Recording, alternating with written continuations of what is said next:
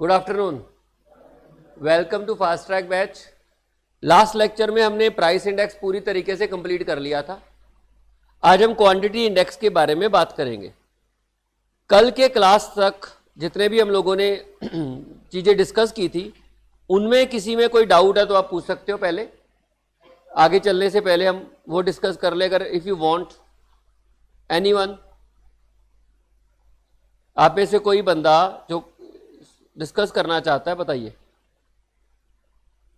चले आगे। Price index complete है, जिन्होंने नहीं किया प्लीज कर लेंगे। उसके बाद चलते हैं हम लोग क्वांटिटी इंडेक्स के ऊपर। क्वांटिटी इंडेक्स ये रहा, इसको वॉल्यूम इंडेक्स नंबर भी बोलते हैं। आपको याद है मैंने बोला था कि इंडेक्स नंबर किसी भी चीज में जो चेंज आता है उसको मेजर करता है। किसी भी वजह से आता हो, किसी भी चीज में आता हो और किसी भी वजह से आता हो, उसको मेजर करता है। यहां पर जो क्वांटिटी इंडेक्स है, यहां पर हम लोग ये देखते हैं कि कंजम्पशन आउटपुट में कितना चेंज आया है।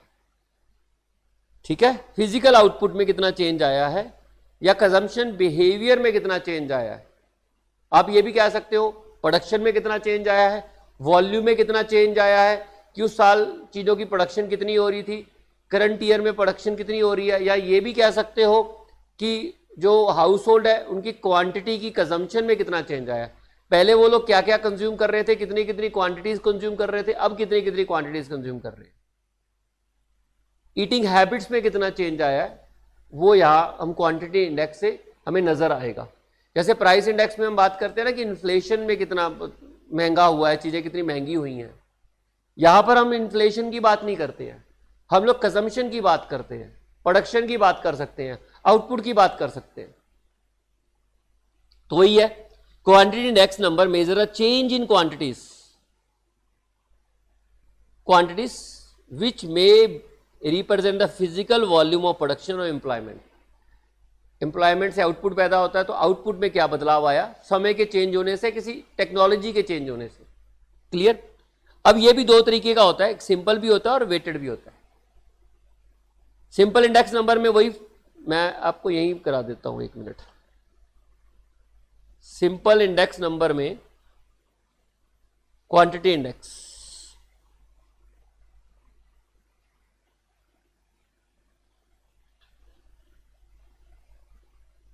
क्वांटिटी इंडेक्स को दो पार्ट्स में डिवाइड करते हैं।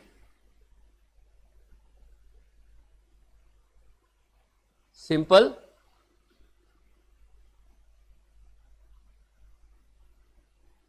वेटेड।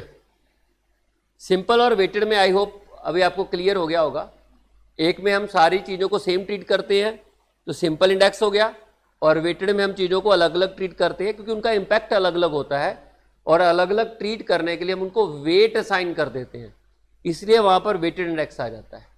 पहले बात हम सिंपल की करेंगे। सिंपल में क्वांटिटी इंडेक्स निकालने के दो फॉर्मूले, एक सिंपल एग्रीगेटिव मेथड और दूसरा simple average of quantity relative. Price कहां से आ जाएगा भाई, या क्वांटिटी रिलेटिव आएंगे। और वेटेड में भी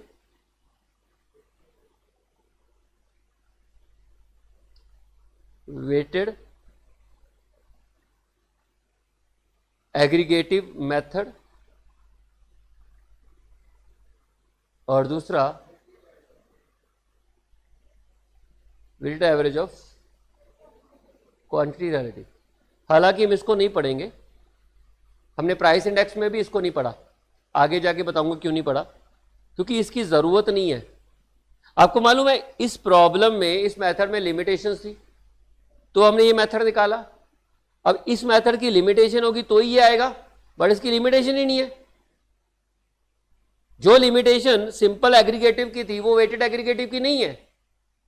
सिंपल एग्रीगेटिव की लिमिटेशन क्या है कि यूनिट्स अगर अलग अलग हैं तो वो वहां पे वो फॉर्मूला नहीं लगता, लेकिन वेटेड एग्रीगेटिव लग जाता है, क्योंकि वेटेड एग्रीगेटिव वेट से मल्टीप्लाई करके उसे किसी और यूनिट में, कॉमन यूनिट में कन्वर्ट कर देता है। इसलिए वेटेड एग्रीगेटिव की कोई लिमिटेशन ही नहीं है। ऐसे तो है, मतलब वो वाली लिमिटेशन नहीं है जिस वजह से हमने सिंपल ये average of price quantity relative निकाला था। इसकी अपनी लिमिटेशंस हैं, बट आप बोलो कि वेटेड एग्रीगेटिव में प्रॉब्लम आ रही थी इसलिए हम लोगों ने ये फॉर्मूला लगाया, तो गलत। कोई और जरूरत पड़ेगी तो लगा लेंगे, लेकिन इसलिए मैं आपको यहां पर वेटेड एग्रीगेटिव मेथड के बारे में ही बात करूंगा, और आपकी बुक में भी इस मेथड के बारे में कोई चर्चा नहीं की गई है। चलिए, मीनिंग समझ आया। क्वांटिटी इंडेक्स का मतलब क्या होता है कि हमारी कंजम्पशन या आउटपुट या एम्प्लॉयमेंट या प्रोडक्शन में जो बदलाव आया है over the period of time, वो क्वांटिटी इंडेक्स या किसी और वजह से आया हो, वो क्वांटिटी इंडेक्स में हम उसको मेजर करते हैं। ठीक है, जैसे प्राइस इंडेक्स में हम प्राइसेस के चेंज को मेजर करते हैं या कंजम्पशन के या प्रोडक्शन के चेंज को मेजर करेंगे। एग्जाम्पल के साथ डिस्कस करते हैं। ये आपका एग्जाम्पल है, कॉमोडिटीज। पहले मैं लगाऊंगा सिंपल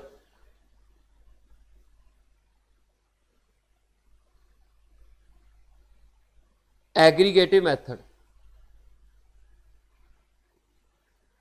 ये आपकी क्वांटिटी की बेस ईयर की क्वांटिटीज हैं, ये आपकी करंट ईयर की क्वांटिटीज हैं।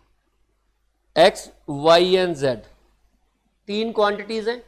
बेस ईयर में हम 10 kg कंज्यूम कर रहे थे, इसकी आप 12 kg कंजम्पशन कर रहे थे, और इसकी 20 kg कंजम्पशन कर रहे थे। करंट ईयर में कंजम्पशन 15 kg होगी और 20 kg होगी और 30 kg होगी। तो सवाल आपका यह है कि आप बताइए जरा, आप कितने क्वांटिटी इंडेक्स कंजम्पशन में कितनी बढ़ोतरी हुई या आउटपुट में कितना बड़ा हो सकता है कि आउटपुट हुई। तो बेस ईयर में तीनों चीज़ों की जो क्वांटिटीज थी जोड़ सकते हैं तीनों को, क्योंकि केजी में है ना, तो जुड़ जाएंगी। तो ये हो गया 42 kg, 65 kg, और quantity index 01।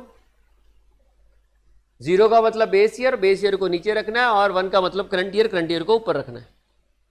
Summation Q1 summation Q0 into 100। Of course मैंने आपको बोला था कि रिलेटिव नंबर होता है तो परसेंटेज में एक्सप्रेस होएगा। ये 65 होगा, 42 इंटू 100 4.76। इसका मतलब पता है क्या है कि हमारी कंजम्पशन जो है 54% बढ़ चुकी है, या हमारी प्रोडक्शन 54% बढ़ चुकी है, और हमारी एम्प्लॉयमेंट 54% बढ़ चुकी है। किसी भी से रिलेटेड डाटा हो सकता है। ठीक है, लेकिन बात वहीं पर आ जाती है। एग्जाम्पल नंबर 1, अगर आप दूसरा एग्जाम्पल लेते हो तो देखो, commodities X, Y and Z, ये क्वांटिटी आपकी करंट ईयर को 1 से रिप्रेजेंट कर रहे हैं, और ये बेस ईयर को। ठीक है, 10 kg, 15 लीटर, 5 मीटर। आप 3 कॉमोडिटीज कंज्यूम करते थे बेस ईयर में। एक्स का 10 kg कंजम्पशन था, ये अनाज लगा लो। वाई पानी या दूध लीटर में कंज्यूम हो रहा था, और जेड कपड़े हो गए। आपकी फैमिली में 5 मीटर की कंजम्पशन थी एनुअल। और करंट ईयर में अनाज की कंजम्पशन 15 kg होगी। खाना ज़्यादा शुरू कर लिया आपने, कसरत कम और मोटे हो गए हो। ठीक है, दूध कम और पानी, कोल्ड ड्रिंक ज़्यादा पीने लग गए हो। दूध तो अवॉइड कर ले, लीटर में ही होगा मान लो 20 लीटर। और कपड़े कम पहनने शुरू कर दिए। अरे राइट बोल रहा हूं मैं, सही तो है। पहले लोग कपड़े पहनते तो कितना कुछ पहनते थे, अब देखो कम हो गया ना, कंजम्पशन कम हो गया। अब इसमें आ गई समस्या कि आप यहां पर एग्रीगेटिव मेथड नहीं लगा सकते। काहे नहीं लगा सकते कि जोड़ ही नहीं पाओगे। तो यहां पर जरूरत पड़ेगी सिंपल एग्रीगेटिव की जगह average of price relative, simple average of quantity relative. Sorry, इसको देख के याद आ गया price relative. Simple average of quantity relative हम लोग यहां पर यूज करेंगे। क्लियर है? ठीक है, तो वही लिमिटेशन यहां पर कंटिन्यू है। क्लियर? मैं यहां लिख देता हूं, फॉर्मूला लगाएंगे यहां पर, simple average of quantity relative का फॉर्मूला मैं यहां पे यूज करूंगा। यहां पर हम लोग एग्रीगेट यूज कर ही नहीं सकते। तो यहां पर भी आप चाहे आपका प्राइस इंडेक्स हो चाहे क्वांटिटी इंडेक्स हो, एग्रीगेटिव मेथड में यूनिट वाली प्रॉब्लम है, उसकी लिमिटेशन है वो। तो हम क्या करेंगे, इनको कन्वर्ट कर देंगे क्वांटिटी रिलेटिव। परसेंटेज में कन्वर्ट कर दो सारे डाटे को, ठीक है। 150 कैसे आएगा, Q1 अपॉन Q0,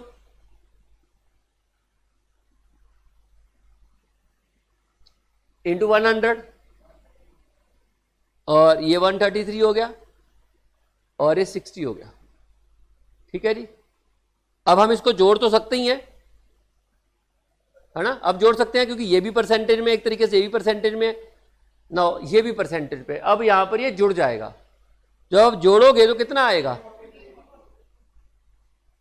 343। अब जब हम क्वांटिटी इंडेक्स निकालेंगे, इंडेक्स निकालना चाहते हो, आपको एवरेज लेनी पड़ेगी। एवरेज आप मीन का इस्तेमाल भी कर सकते हो, ज्योमेट्रिक मीन का इस्तेमाल भी कर सकते हो। जब आप मीन का इस्तेमाल करोगे तो तीनों को जोड़ो, समीशन Q अपॉन N, यही होता है ना, मीन ऐसे निकलता है, जितनी क्वांटिटीज हैं उनको जोड़ो और जितनी हैं उनसे डिवाइड कर लो। 343 को 3 से डिवाइड करोगे तो कितना आया 1। आपने जरा सी भी कोई भी क्लास नहीं लगाई, परसों वाली भी पेंडिंग है, तो 2 घंटे लगा के एक आधी तो लगा लेते। आपने नहीं लगाई तो फिर क्या किया, और जैसे वो डाउनलोड हो गए थे, ओके, मतलब वो इकोनॉमी से लगा लिया आपने। और कौन सी लगाई,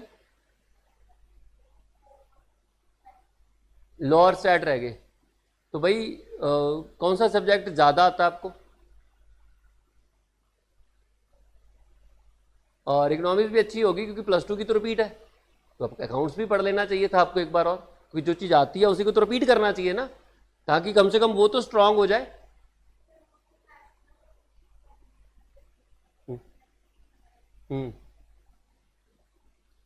वो पढ़ो जिसमें आपको नॉलेज कम है। अगर आपके पास समय कम है तो उस सब्जेक्ट को खोल के पढ़ो। हम लोग क्या करते हैं, हम हमेशा जब मूड करता है, पहली बात तो पढ़ाई भी हमारी मूड से होती है कि मूड कर रहा है पढ़ने का, और मूड करना कौन से सब्जेक्ट का, जो आता है उठा के फिर से, और कौन सा चैप्टर, जो चैप्टर आता है। तो एक ही चैप्टर को आप 10 बार पढ़ लेते हैं और बेचारे उस चैप्टर से क्वेश्चन आता नहीं पेपर में, ठीक है ना। हमें पहली बात तो पढ़ाई मूड के हिसाब से नहीं होती है। मेरा मूड कर नहीं रहा था आने का, क्योंकि जिस समय मैडम ने फोन किया कि मैं तो रिलैक्स मुद्रा में था कि अब तो जाना है, 2:35 पे क्लास है, मैडम का फोन आ गया। अभी मैंने खाना शुरू किया था, कहते आपकी तो क्लास है, पर फिर मैंने भी तसल्ली से खाना खाया, कोई जल्दबाजी नहीं की। कोई बात नहीं, मूड किसी का कुछ नहीं करने को करता, मूड तो ये करता है कि लेट जाओ और मोबाइल हो हमारे पास, नेट हमारा चलता हो, या तो अगर आपका गानों में इंटरेस्ट है तो गाना सुन लो, अगर मूवी में इंटरेस्ट है तो मूवी देख लो, अगर कोई PUBG वगैरह खेलने में इंटरेस्ट है तो नेट फिर चल पड़ता होता है हमारा, तो हम उसको भी यूज कर लेंगे, है ना। आप वो सब्जेक्ट पढ़िए, मैं सबको कह रहा हूं, मैं इनको अकेले को नहीं कह रहा। अब वो सब्जेक्ट पढ़िए जो आपको कम आता है, जिसमें आपका इंटरेस्ट कम बनता है। उसमें इंटरेस्ट कम इसलिए बनता है ना क्योंकि आपने पढ़ा नहीं, कम पढ़ा है। और जो सब्जेक्ट आपको ज्यादा आता है वो इसी कारण ज्यादा आ गया कि आपने उसको बार बार पढ़ा। और आपको बताऊं, हर सब्जेक्ट, कोई भी सब्जेक्ट यहां पर ऐसा नहीं है कि जिसको आप छोड़ के आगे निकल जाओगे। जिसको छोड़ दिया वही अड़ंगी लगाएगा आगे जाके, उसने फंसा लेना है। पहली बात तो इंटरेस्ट से पढ़ाई नहीं होती है, पढ़ाई मजबूरी में करनी पड़ती है। इंटरेस्ट से तो आप बाकी चीजें कर लेते हो। बहुत एक्सेप्शनल बच्चे होते हैं जिनका इंटरेस्ट की वजह से पढ़ते हैं वो, कि मेरा इंटरेस्ट है पढ़ने में। हाँ, एक कुछ उम्र बाद समझ में आ जाता है कि पढ़ाई के अलावा कोई और चीज है ही नहीं है, तो उसमें इंटरेस्ट पैदा होने लग जाता है। पर आज नहीं होता आप लोगों का इंटरेस्ट, हो सकता है कुछ बच्चों का हो। पढ़ाई मजबूरी में करनी है और वो आप जब समझ लो तब कर लो। दूसरी बात, वो सब्जेक्ट पढ़ो जो कम आता है, ताकि कम से कम अगर इमरजेंसी में पेपर देना पड़े तो उसमें वीकनेस आपकी खत्म हो जाए। चलिए, ज्योमेट्रिक मीन की बात जब हम करेंगे, ज्योमेट्रिक मीन कैसे निकलता है? It is nth root of product of n number of observation. और ऑब्जर्वेशन कितनी है? 3, 150 इंटू 133 इंटू 60 क्यूब रूट, ठीक है ना, क्यूब रूट आएगा ना, 3 है। और अगर मैं इसको लॉग, इसके ऊपर लॉग अप्लाई कर दूं तो geometric mean is equal to anti log summation Q, log Q है ना, summation log Q upon N. ये फॉर्मूला बन जाएगा यहां से, क्योंकि मैं ज्योमेट्री मीन आपको ऑलरेडी करा चुका हूं, तो ये फॉर्मूला मैं बार बार ड्राइव नहीं कराऊंगा आपको। क्लियर है? तो इन दोनों में से लगा के आप क्वांटिटी इंडेक्स निकाल सकते हो। कौन सा निकाल लोगे? ये वाला हो गया, ये वाला भी हो गया। अब आते हैं वेटेड क्वांटिटी इंडेक्स के ऊपर। अच्छा, इसको देख के क्या लग रहा है कि हमने 14% हमारी quantity consumption on an average बढ़ गई है। 114 का मतलब, इंटरप्रिटेशन बड़ी जरूरी है। 114 का मतलब होता है बेस ईयर के मुकाबले में 14% बढ़ जाना। कई सारे क्वेश्चन आप पढ़ोगे ना क्वेश्चन बैंक में, इसी इंटरप्रिटेशन पे है। इसका मतलब क्या है? इसका मतलब है पेपर में ना वो आपसे सॉल्यूशन नहीं करवाने वाले। एक बात क्लियर किया करो, पेपर में आपसे ऐसा क्वेश्चन नहीं कराएंगे जिसमें 2 मिनट लग रहे होंगे। वो क्वेश्चन ऐसे ही कराएंगे जिसमें कुछ सेकंड में हो जाना है, जो देख के आंसर पता चलेगा। तो आप प्रैक्टिस अपनी उस तरीके से करो ना। अब मान लो रेस 100 मीटर की होनी है और आप 1 किलोमीटर की रेस तैयार करते रहे हो, उसका फायदा नहीं। आपको 100 मीटर के लिए तैयार करना पड़ेगा अपने आप को। आपको उन क्वेश्चंस के लिए तैयार करना पड़ेगा अपने आप को जो पेपर में आने हैं। और आने कौन से हैं? बिल्कुल प्रॉपर्टी बेस्ड क्वेश्चन, जिनको सॉल्व करने की जरूरत कम पड़े, जो सिर्फ आपकी नॉलेज पे काम करे। तो उसमें एक क्वेश्चन, एक कॉमन सा क्वेश्चन ये होता है कि इंडेक्स नंबर दिया हुआ है 114, तो क्वेश्चन पूछ लेता है तो बताइए कि हमारी कंजम्पशन कितनी बढ़ गई है, तो हम बोलेंगे 14%। कई बच्चे बोलते हैं 114%, वो भी ऑप्शन में आंसर होता है, लेकिन ये 14% बढ़ी है क्योंकि 100 तो बेस ईयर का ही है। ठीक है, चलिए नेक्स्ट करते हैं हम बात वेटेड इंडेक्स की। वेटेड इंडेक्स में मैंने आपको बोला था कि क्वांटिटीज सेम नहीं होती हैं, कॉमोडिटीज भी सेम नहीं होती और उनका असर भी सेम नहीं है। To find out the real impact, real change, ये रियल पता करने के लिए कि वाकई में आउटपुट रियल सेंस में कितना बड़ा है, रियल सेंस में एम्प्लॉयमेंट कितनी बड़ी है, तो हमें क्या करना पड़ेगा? इनको वेट देने पड़ेंगे, क्योंकि सारी क्वांटिटीज की आउटपुट के सेम एफर्ट नहीं लग रहे होंगे। एक्स पे हो सकता है कम एफर्ट लगता हो, वाई पे ज्यादा लगता हो और जेड पे उससे ज्यादा लगता हो, तो सारी की क्वांटिटी सिमिलर नहीं है। We can't treat every commodity as same. ना तो कंजम्पशन के लिए सेम है, कुछ कॉमोडिटीज ऐसा होती हैं जो ज्यादा कंज्यूम करने के ऊपर भी बॉडी को लगती नहीं है, और कुछ ऐसी होती है जो थोड़ा सा कंजम्पशन कर लोगे तो पेट भर जाता है। तो हर एक की इंपॉर्टेंस अलग अलग। तो हम वेट असाइन करेंगे, और जब आप वेट असाइन करके इंडेक्स नंबर निकालोगे तो वेटेड क्वांटिटी इंडेक्स हो जाएगा। अब सवाल आता है वेट कैसे असाइन करें, आइए देखते हैं।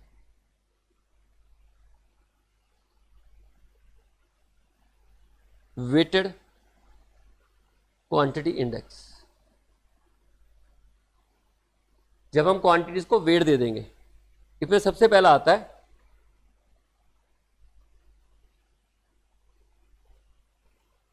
Weighted aggregative index. अब क्योंकि वेटेड के बारे में हम ऑलरेडी बहुत डिस्कस कर चुके हैं, हम अर्थमेटिक मीन में भी वेटेड और अनवेटेड कर चुके हैं, हम लोग प्राइस इंडेक्स में वेटेड अनवेटेड कर चुके हैं, यहां मैं ज्यादा डिस्कशन नहीं करने वाला। वेटेड का मतलब आपको क्वांटिटीज को वेट देने पड़ेंगे। तो आइए आपके पास एक एग्जांपल है, ये यहां पर कॉमोडिटीज हैं एक्स वाई एंड जेड। ये क्वांटिटी करंट ईयर की, एक बेस ईयर की 10 kg, 5 लीटर, 3 मीटर और 12 kg, 6 लीटर और 2 मीटर। हम यहां वेट दे देते हैं, वेट दोनों के लिए कॉमन दे दिया हमने। ठीक है, वेट कॉमन ही देने पड़ेंगे, ऐसा नहीं है कि इसके लिए अलग वेट दे दो, इसके लिए अलग वेट दे दो, फिर तो वेट का इफेक्ट भी इंडेक्स नंबर पे आ जाएगा। फिर तो वेट की वजह से भी इंडेक्स नंबर चेंज हो रहा है, जिसको आप चेंज नहीं करना चाहते। आपको याद है जब आप लॉ ऑफ डिमांड पढ़ते हैं, we always keep other thing constant. Why we keep other thing constant? क्योंकि प्राइस का इफेक्ट नजर आए, कि प्राइस का डिमांड के ऊपर असर नजर आए। अगर मैं वेट को भी चेंज कर दूं और क्वांटिटी तो ऐसी चेंज हो रही है, फिर जो इफेक्ट आएगा वो क्यूमुलेटिव होगा, वो सिर्फ क्वांटिटी इंडेक्स नहीं होगा, उसको वैल्यू इंडेक्स बोलते हैं, जिसमें प्राइस की वजह से भी चेंज आ रहा है और कंजम्पशन की वजह से भी चेंज आ रहा है।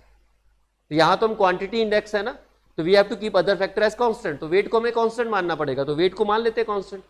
अब सवाल ये आता है कि वेट मान लो इसको 1 देते हैं, इसको 2 देते हैं, इसको 3 दे देते हैं, आर्बिट्रेरी वेट दे दिए मैंने अपनी तरफ से बिना कैलकुलेशन के कि x को दे दिया 1 और y को दे दिया 2 और z को दे दिया 3, मैंने कोई कैलकुलेशन नहीं की है ना। तो चलिए निकालते हैं फिर वेटेड इंडेक्स। वेटेड इंडेक्स का सिंपल सा मतलब होता है मल्टीप्लाई कर दो वेट से। अगर हम सबको बराबर, देखो आगे की क्लासेस में अगर पढ़ोगे तो हम आपको ये समझ में आएगा कि वेट देने का मतलब होता है, मेन क्लास होती तो शायद मैं समझाता कि वेट देने का मतलब होता है चीज़ों को बराबर ट्रीट करना। जब आप वेट बराबर नहीं ना दोगे, वेट नहीं दोगे तो चीज़ें बराबर नहीं रहती। उनको बराबर करने के लिए वेट देते हैं हम लोग, उनको इक्वल ट्रीट करने के लिए। एक छोटा सा सवाल पूछूं आपसे, आप बताना, मैं वेट की रिलेवेंस समझाता हूं कि वेट की रिलेवेंस कितनी होती है। हालांकि है तो ये फास्ट ट्रैक बैच, बट मेरे को ये लग रहा है कि बता देना चाहिए। दो दोस्त है, खाना खाने जाते हैं, एक ये है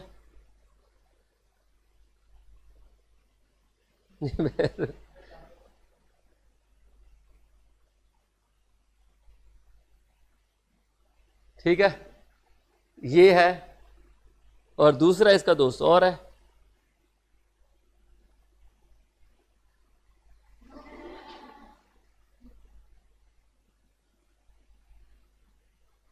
ठीक है, दोनों खाना खाने जाते हैं। ठीक, जब दोनों खाना, ड्राइंग मेरी बड़ी अच्छी है, मौका नहीं मिलता बनाने का। ये लोग ना मेरे को नंबरों में उलझाए रखते हैं, कभी अकाउंट्स हो गया, कभी कॉस्ट, कभी एफएम, कभी स्टैट्स, नंबर ही नंबर, नंबर ही नंबर। कलाकारी दिखाने का तो मौका ही नहीं है। दोनों का खाना हो गया 10,000। तो हम लोग ये एक एग्जाम्पल पढ़ रहे थे,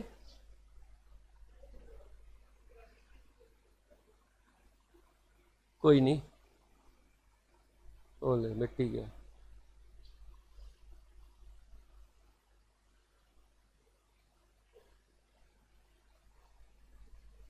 अभी दोनों खाना खाने जा रहे हैं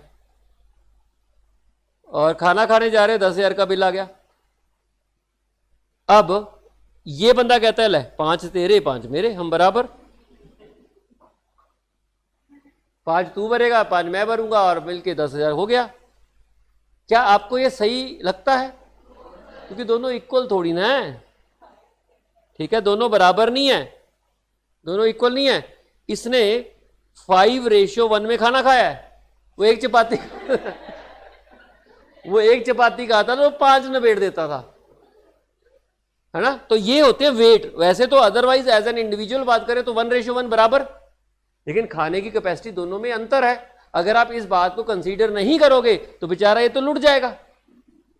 1,000 रुपए का खाना खाया, 5,000 दे के आएगा, या 2,000 का खाना खाया इसने। तो इसलिए रेशियो इंपॉर्टेंट होती है। जहां पर चीजें डिफरेंट हो ना, वो वेट देके उनको बराबर करना पड़ता है, इक्वल करना पड़ता है। मतलब इसमें खाने के मुताबिक इसके बराबर के 5 लोग शामिल हैं। 5:1 का मतलब ये होता है कि ये उनके 5 बंदों के बराबर है अकेला। जितने वो 5 मिलके खाएंगे, अकेला खा जाएगा। इसलिए रेशियो वेट दिया जाता है। और जब आप वेट दोगे तो ऑटोमेटिकली 1:5 है।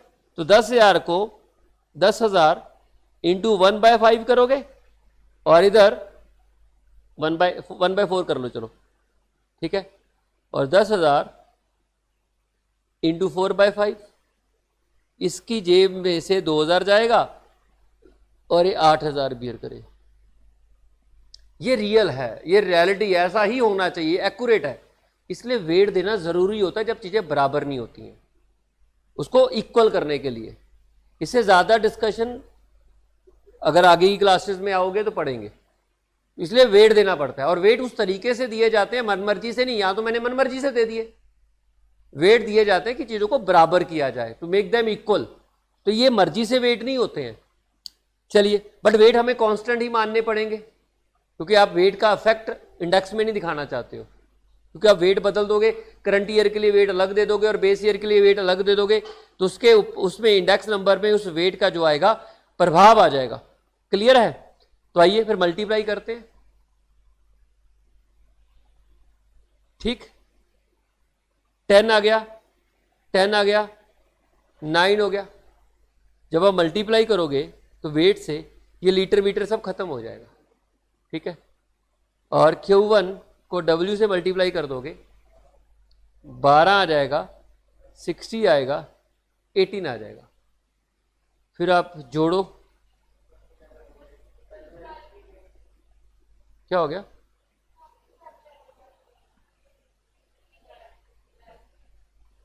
या तो मैंने गलत कर दिया, 12 आएगा। हाँ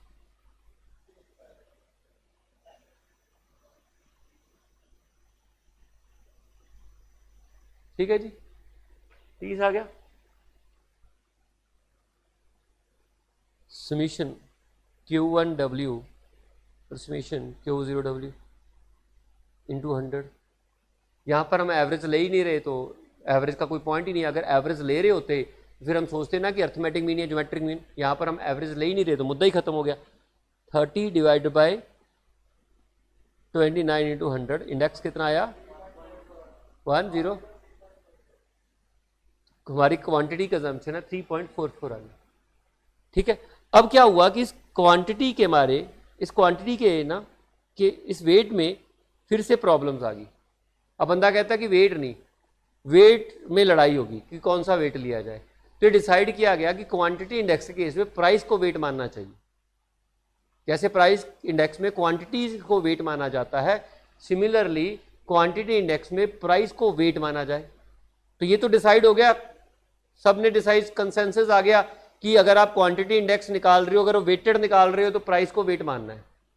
अब सवाल ये आता है कि कौन से प्राइस को वेट मानना है, बेस ईयर के प्राइस को वेट मानना है या करंट ईयर के प्राइस को वेट मानना है। तो अगर मैं सेम एग्जांपल में वेट, सेम एग्जांपल है commodities X Y Z, base year का प्राइस और क्वांटिटी। ठीक, 10 kg, 15 kg, 5 मीटर, 10 रुपए का रेट, 12 रुपए का, 6 रुपए का रेट बेस ईयर में। और यहां पर 12 kg, 20 kg और 4 मीटर, रेट यहां पर 12 रुपए, 18 रुपए और 10 रुपए का रेट हो गया। अब बोला क्वांटिटी इंडेक्स निकालो, अब प्राइस को वेट मानना है। सवाल ये आता है कि कौन से प्राइस को वेट मान लेना है। तो पहले डिसाइड किया गया, एक बंदे ने कहा कि मैं तो बेस ईयर के प्राइस को वेट मानूंगा, और जिस बंदे ने ऐसा बोला उसको बोला गया लेस पर्स। एक बंदा कहता है मैं तो पास्ट, जो कहता है मैं तो करंट ईयर के प्राइस को वेट मानूंगा, उसको पास्ट से बोला गया। ठीक है, तो आइए, लेस पर ने क्या किया, कहता है वेट जो मानना है वो बेस ईयर को मानना है। Q0 P0, Q1 P0। तो उसने क्या निकाला, Q0 P0, तो ऊपर ही आएगा ना, नीचे 0 आ जाएगा। ठीक है, और Q1 P0, इसको उसने वेट माना ही नहीं। उसने बोला कि वेट, पहले तो ये कंसेंसस आ गया कि प्राइसेस को ही वेट मानना है। अब प्राइसेस को तो वेट मान लिया, तो कौन से प्राइस को, बेस ईयर का प्राइस अलग है, करंट ईयर का प्राइस अलग है। तो आपने जो वेट मान लेना वो बेस ईयर के प्राइस को मानना है या करंट ईयर के प्राइस को मानना है। तो डिसाइड हुआ कि हम जो वेट मानेंगे वो बेस ईयर के प्राइस को वेट मानेंगे। तो आइए, 100 आ गया, 180 आ गया, 30 आ गया। ठीक है, ये आपका 310 हो गया। और इधर अगर आप करोगे 120,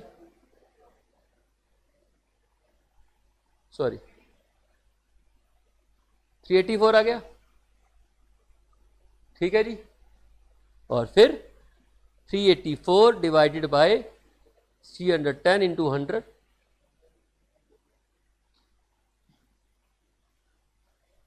तो 23% आपका क्वांटिटी की कंजम्पशन बढ़ गई है बेस ईयर के मुकाबले में। ठीक है, अब पास से कहता है कि नहीं, मैं प्राइस को तो वेट मान लूंगा, बट मेरा जो वेट होगा वो करंट ईयर के प्राइसेस होंगे। तो इस तरीके से वेटेड एग्रीगेटिव के 5-6 फॉर्मूले, वो 5-6 फॉर्मूले इस बात पे निर्भर है कि वेट, कौन सी क्वांटिटी को वेट मान लेना है। सब यही कहते हैं कि प्राइस को मानेंगे, बट कौन सा प्राइस, बेस ईयर का प्राइस या करंट ईयर का प्राइस या कोई और प्राइस। मार्शल ने तो कहा कि ठीक है दोनों के मेथड की एवरेज ले लेते हैं, लैस्पर का निकाल लो और पास्चे का निकालो, 2 से डिवाइड कर दो। फिशर कहता है दोनों का ज्योमेट्रिक मीन ले लेते हैं, ठीक है। तो और एक वो आई थिंक बॉली कह रहा है कि वो दोनों प्राइसेस की एवरेज ले ले, और एक कैली है वो कहता है कि अपनी तरफ से प्राइस ले लेते हैं कोई भी। तो मुद्दा क्या है कि वेट प्राइस को तो देना है, बट कौन सा प्राइस, उसके ऊपर उनकी कंसेंसस नहीं है, जिस वजह से एग्रीगेटिव क्वांटिटी, एग्रीगेटिव के कई सारे फॉर्मूले, ठीक है। तो आई थिंक मैंने आपको मीनिंग समझा दिया। और इंडेक्स वेटेड भी हो गया, सिंपल भी हो गया। सिंपल में सिंपल एग्रीगेटिव हो गया, और सिंपल एवरेज अगर अर्थमेटिक मीन से निकालोगे तो ये आएगा, और अगर आप ज्योमेट्रिक मीन से निकालोगे तो फॉर्मूला ये आएगा। ये दोनों प्राइस क्वांटिटी रिलेटिव के फॉर्मूले हैं, ठीक है ना, क्वांटिटी रिलेटिव के फॉर्मूले हैं। उसके बाद वेटेड इंडेक्स नंबर, प्राइस को वेट माना जाएगा, प्राइस को वेट माना जाएगा। Quantity indices are obtained by changing P to Q and Q to P in the various formula discussed earlier. तो ये वेटेड इंडेक्स में हमने, आपको याद होगा मैंने बोला था सिर्फ एग्रीगेटिव मेथड को ही डिस्कस करना है, वो क्वांटिटी रिलेटिव वाला, वेटेड क्वांटिटी रिलेटिव वाला मेथड डिस्कस नहीं करना। तो इन्होंने एक ही फॉर्मूले को डिस्कस किया गया वेटेड में, एग्रीगेटिव में, क्योंकि इसमें प्रॉब्लम ही नहीं है। उसमें तो यूनिट टेस्ट फेल होता था, इसमें यूनिट टेस्ट फेल नहीं होता, क्योंकि इसमें तो मल्टीप्लाई हो जाता है। क्वांटिटी को जब प्राइस से मल्टीप्लाई करोगे रुपीज में कन्वर्ट हो जाएगा, जब रुपीज में कन्वर्ट हो गया तो सारे डाटा रुपीज में कन्वर्ट हो गया, तो ऑटोमेटिकली ऐड हो जाएगा। वेटेड में कोई प्रॉब्लम नहीं, वेटेड एग्रीगेटिव में कोई प्रॉब्लम नहीं है, लेकिन अनवेटेड एग्रीगेटिव में प्रॉब्लम है, वो यूनिट टेस्ट में फेल हो जाता है। इस वजह से हमें क्वांटिटी रिलेटिव वाला फॉर्मूला यूज करना पड़ता है, बट यहाँ पे कोई समस्या नहीं है, तो हम सिर्फ एक ही फॉर्मूले को, एग्रीगेटिव को ही यूज कर लेंगे। तो वही हो गया। लैस्पर्स ने क्या किया, अब देखो P0 है, वेट लिया प्राइस को, कौन से प्राइस को, बेस ईयर के प्राइस को। पास्चे ने क्या किया, करंट ईयर के प्राइस को वेट लिया है। डॉर्बिस ने क्या किया, दोनों के लैस्पर और पास्चे के फॉर्मूले को, जो भी आंसर है दोनों को जोड़ के उसका एवरेज ले लिया है। फिशर ने क्या किया, दोनों की ज्योमेट्रिक मीन निकाली, एंड मल्टीप्लाई, यहां पर दोनों का ज्योमेट्रिक मीन निकाल लिया है। और मार्शल एजवर्थ ने क्या किया, दोनों प्राइसेस को क्वांटिटी मान लिया जोड़ के, सॉरी वेट मान लिया, ठीक है। बेस ईयर के प्राइस भी ले ली और करंट ईयर के प्राइस भी ले ली, दोनों को जोड़ के इन्होंने क्या किया, वेट मान लिया, ठीक है। मार्शल एजवर्थ हो गया, कैली ने अपनी तरफ से कोई भी वेट ले लिया, और अक्सर वो वेट दोनों प्राइसेस की एवरेज होता है। Clear, this is all about quantity index. ये सारे क्वेश्चंस इसी से रिलेटेड, क्लियर। एक तीसरा इंडेक्स भी हमारे सिलेबस में है, जिसको हम बोलते हैं वैल्यू इंडेक्स।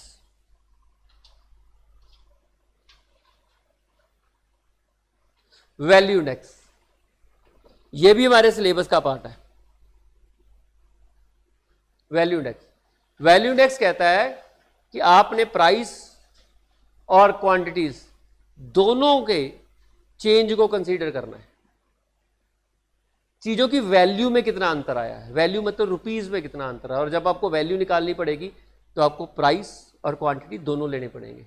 इसलिए वैल्यू इंडेक्स में एक ही फॉर्मूला होता है, एग्रीगेटिव मेथड ही होता है। आप बोलोगे क्यों होता है, क्योंकि इसमें भी एग्रीगेटिव की कोई लिमिटेशन नहीं है। जब तक एग्रीगेटिव की कोई लिमिटेशन नहीं हो तब तक रिलेटिव की जरूरत ही नहीं है।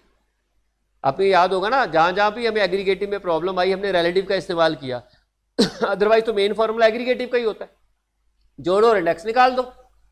लेकिन जहां पर प्रॉब्लम आएगी वहां रिलेटिव में कन्वर्ट करेंगे। तो वेटेड में कभी भी क्या होता है, एग्रीगेटिव सही होता है, रिलेटिव की जरूरत नहीं पड़ती। लेकिन जब आप अनवेटेड की बात करते हो तो वहां रिलेटिव की जरूरत पड़ती है, जब यूनिट्स अलग अलग हो। अब जो वैल्यू इंडेक्स है, वैल्यू इंडेक्स क्या कहता है, आइए वैल्यू इंडेक्स के बारे में डिस्कस करते हैं।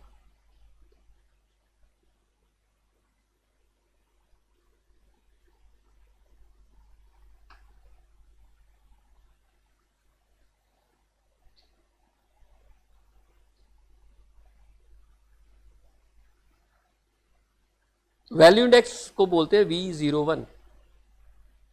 इसका फॉर्मूला एक ही होता है, एग्रीगेटिव वाला, और दूसरा फॉर्मूला नहीं होता। तो ये कहता है कि बेस ईयर में कितनी वैल्यू थी और करंट ईयर में वैल्यू कितनी थी।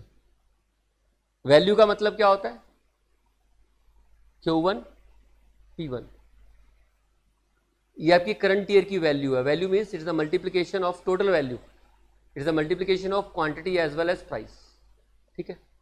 और ये बेस ईयर की वैल्यू है। बेस ईयर में इतना खर्चा होता था इन कॉमोडिटीज के ऊपर, करंट ईयर में इतना खर्चा हो रहा है, दोनों को निकालेंगे तो आपके पास वैल्यू इंडेक्स आ जाएगा। ये पता चल जाएगा कि वैल्यू में कितना बदलाव आया। प्राइस में देखो, प्राइस इंडेक्स कह रहा था प्राइस में बदलाव आया, जो वो क्वांटिटीज के बदलाव को कंसीडर नहीं कर रहा था। जो क्वांटिटी इंडेक्स है वो कंजम्पशन या प्रोडक्शन में चेंज जो आ रहा है उसको कंसीडर कर रहा है, लेकिन वैल्यू इंडेक्स क्या कर रहा है, दोनों के चेंजेस को कंसीडर कर रहा है, प्राइस की वजह से भी और क्वांटिटी की वजह से भी। अब ये इसमें दोनों चीजें हैं तो यहां पर वेटेड अनवेटेड में डिफरेंशिएट करने की जरूरत ही नहीं है, क्योंकि यहां प्राइस भी कंसीडर हो गया और क्वांटिटी भी कंसीडर होगी, इसलिए यहां पर ये अनवेटेड होते हैं ऑलवेज, ठीक है। एग्जांपल लेके बताता हूं मैं आपको। कॉमोडिटीज है एक्स, वाई और जेड, तीन कॉमोडिटीज हैं।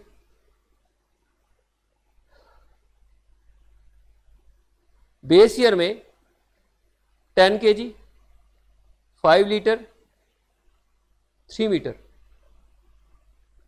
बेस ईयर में प्राइस था 100, 50, 120। करंट ईयर में 12 kg, 10 लीटर, 2 मीटर और प्राइस 120, 60, 150। क्वेश्चन बोलता है वैल्यू इंडेक्स निकालो। वैल्यू इंडेक्स ऑलवेज अनवेटेड होता है, क्योंकि वेट देने की यहां पे जरूरत नहीं है, ठीक है, क्योंकि दोनों फैक्टर चेंज हो रहे हैं तो वेट देने की जरूरत नहीं है। ओके, वैल्यू का मतलब होता है कि खर्चा कितना हुआ था। वैल्यू मतलब प्राइस एंड क्वांटिटी को मल्टीप्लाई करके आता है। वैल्यू का मतलब ये होता है कि आप बोलते हो वैल्यू कितनी है इसकी, तो वैल्यू मतलब कितनी क्वांटिटीज, क्या रेट, मल्टीप्लाई कर दोगे तो वैल्यू आ जाएगा। तो हम देखते हैं कि करंट ईयर में वैल्यू क्या थी, एक्स की। एक्स की करंट ईयर में वैल्यू थी, मल्टीप्लाई कर दो 12 इंटू 120, ठीक, 2400। वाई की वैल्यू कितनी थी, 600 और जेड की वैल्यू कितनी थी, 300। और बेस ईयर में एक्स की वैल्यू क्या थी, वैल्यू लेनी है जब आप एक्स की वैल्यू करोगे तो 1000, वाई की वैल्यू करोगे 250 एंड 360, 3300। क्या हो गया,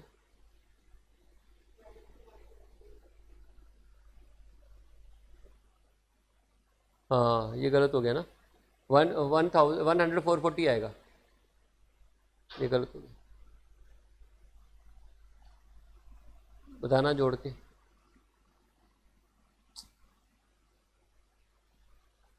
बताओ 2340 और इधर 1610, तो ये आया 2340 1610 मल्टीप्लाई कर दो,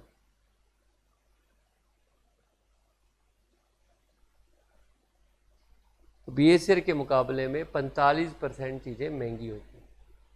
वैल्यू में 45% का चेंज आया है बेस ईयर के मुकाबले में। तो ये आपका तीसरा इंडेक्स था जो आपके सिलेबस में था। तो आपके सिलेबस में 3 इंडेक्स थे, एक प्राइस इंडेक्स था, एक क्वांटिटी इंडेक्स था, एक वैल्यू इंडेक्स था। ये देखते हैं, ये रहा वैल्यू इंडेक्स, ये मैंने आपको करा दिया, ठीक है जी। ये वैल्यू इंडेक्स हो गया, प्राइस इंडेक्स भी हो गया और क्वांटिटी इंडेक्स भी हो गया। ये तीनों इंडेक्स हमारे सिलेबस में थे। अब इसमें से कुछ पूछना चाहते हो तो आप पूछ सकते हो।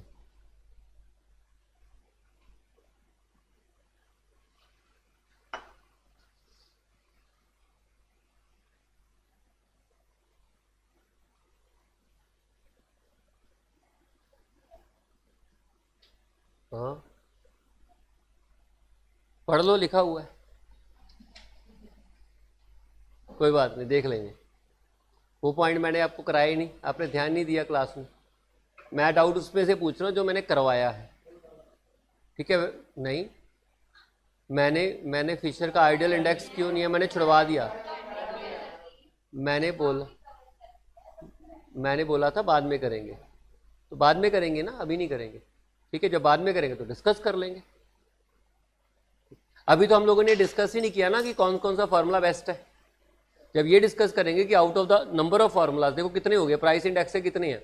प्राइस इंडेक्स के में अगर आप नॉर्मल की बात करो, सिंपल में करोगे, वेटेड सिंपल एग्रीगेटिव हो गया और एवरेज वाला हो गया ना। एवरेज में भी एक अर्थमेटिक मीन्स है, एक ज्योमेट्रिक मीन्स है।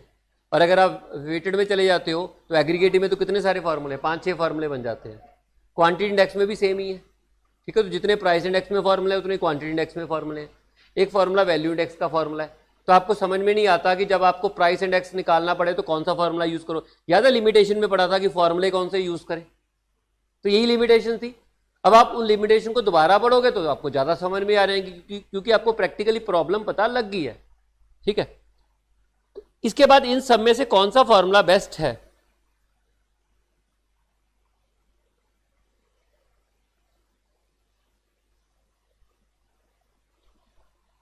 इन यहां जाके पता लगेगा कि इनमें से कौन सा फार्मूला सबसे ज्यादा बेस्ट है। टेस्ट करो फार्मूले को। इन्होंने 4 टेस्ट लगाए हैं। एक आपका यूनिट टेस्ट है, एक आपका टाइम रिवर्सल टेस्ट है, और एक आपका फैक्टर रिवर्सल टेस्ट है, और एक आपका सर्कुलर टेस्ट है। जो फार्मूला सबसे ज्यादा टेस्ट पास करेगा वो फार्मूला बेस्ट होगा। इन टेस्ट को भी डिस्कस करेंगे और फिर देखेंगे कौन सा फार्मूला सबसे ज्यादा टेस्ट पास करता है। इंपॉर्टेंट है ये वाला टॉपिक, क्योंकि इसके ऊपर क्वेश्चन बनते हैं। क्वेश्चन कैसे बनता है, फार्मूला देके बता दिया जाता है कि ये वाला फार्मूला कौन कौन से टेस्ट पास करता है। तो आपको यहां समझना भी पड़ेगा और याद भी रखना पड़ेगा। फिशर का फार्मूला सबसे ज्यादा टेस्ट पास कर देता है इनमें से, चारों तो नहीं करता लेकिन 3 टेस्ट पास कर देता। वो अकेला ऐसा फार्मूला है जो सबसे ज्यादा टेस्ट पास करता है, इसलिए वो आइडल है। ठीक है ना, तो इसको पढ़ेंगे एक बार, सारे टेस्ट को पढ़ेंगे। ये देखो मैंने लिख के अलग से भी दिए हुए हैं कि कौन सा फार्मूला कौन से टेस्ट पास करता है। यूनिट टेस्ट सिर्फ सारे फार्मूले पास करते हैं, एग्रीगेटिव नहीं करता, अनवेटेड एग्रीगेटिव नहीं करता, बाकी सारी ये मैंने बता ही दिया। ठीक है, इस तरीके से सारे टेस्ट के बारे में बात करेंगे और फिर हम आगे चलेंगे। तो आज इतना ही, थैंक यू सो मच।